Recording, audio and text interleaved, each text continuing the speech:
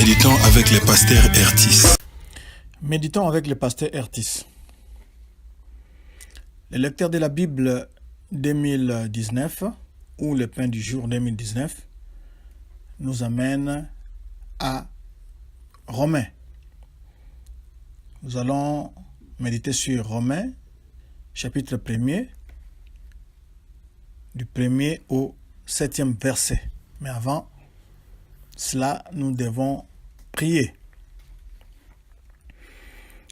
Nous bénissons ton nom, toi, Éternel des armées,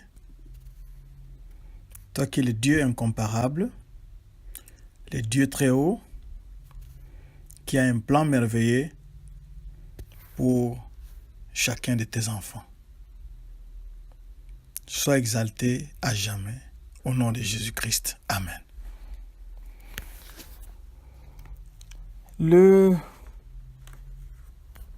La partie qui nous concerne aujourd'hui, nous sommes le jeudi 9 mai 2019, se concentre sur l'auteur, c'est-à-dire qui a écrit, et l'adresse, il a écrit à qui. Et ça se termine par la salutation.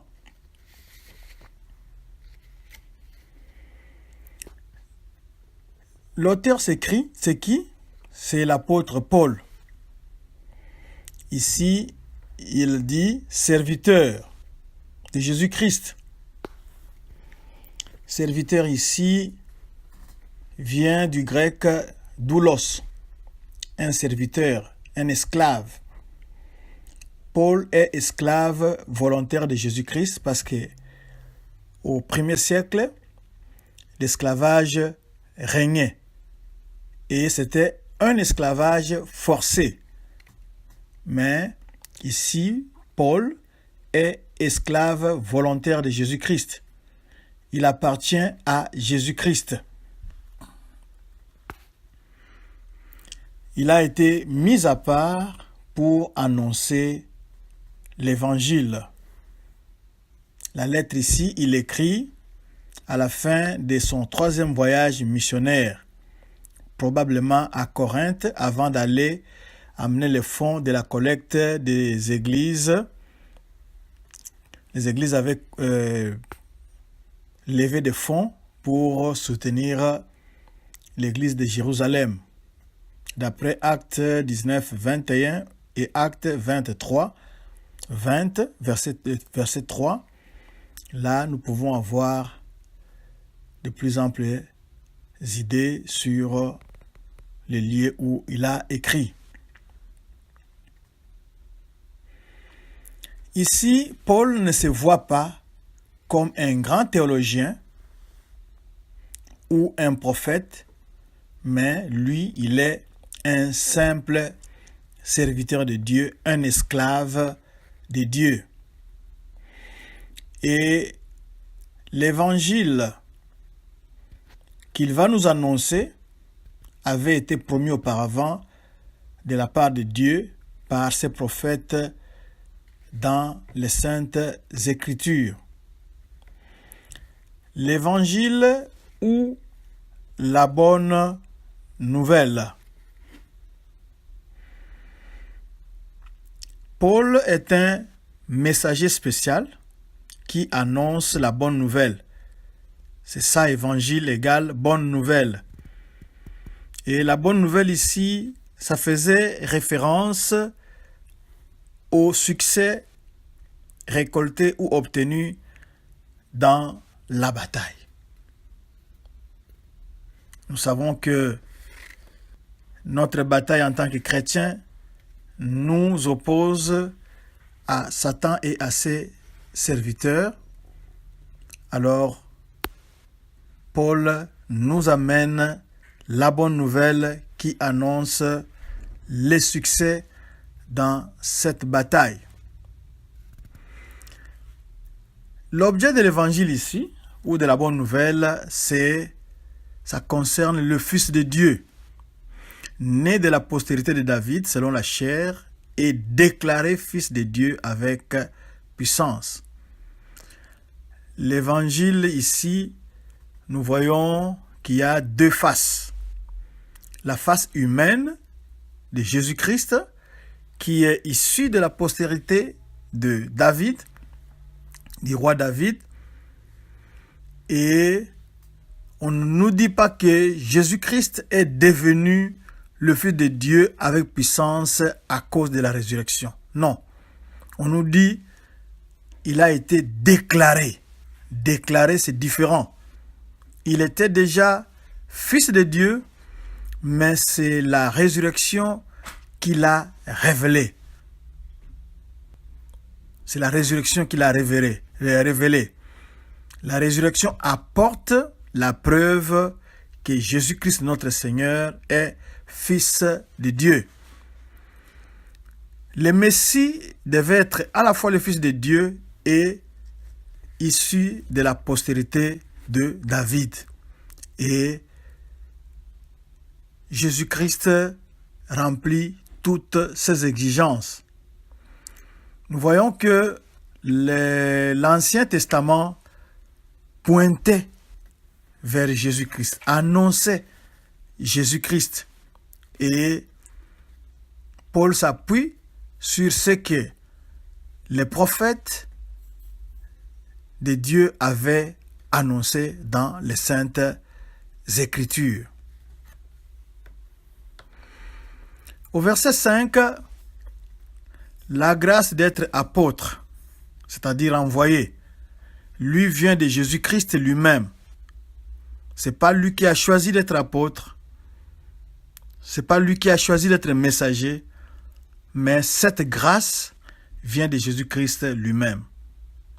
L'apôtre parle au nom de Jésus-Christ. Quelle est sa mission? C'est pour amener à l'obéissance de la foi tous les païens. C'est comme ça que Paul est apôtre des païens. Paul, ici, ne fait pas de pêche à l'aquarium. Il sait que il y a d'autres apôtres qui devaient s'occuper des Juifs, tels que Pierre. Mais lui, il a pris une orientation différente. Il est allé vers les païens. La pêche à l'aquarium, c'est quoi?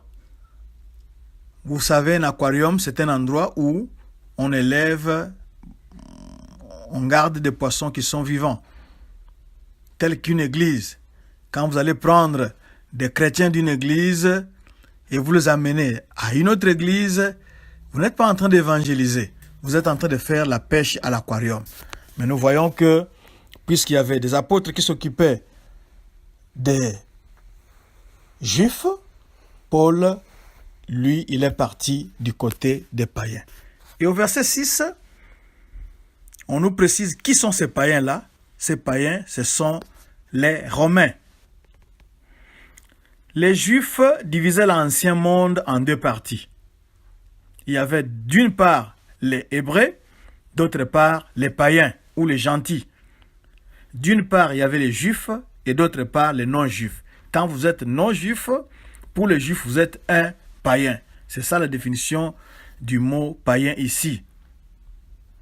Et ces païens-là, qui habitaient à Rome, les habitants de Rome, les Romains, parce que c'est à eux que Paul écrit, ils ont été appelés par Jésus-Christ. Ils ont entendu l'appel de Jésus-Christ, ils ont obéi à cet appel et ils sont sauvés.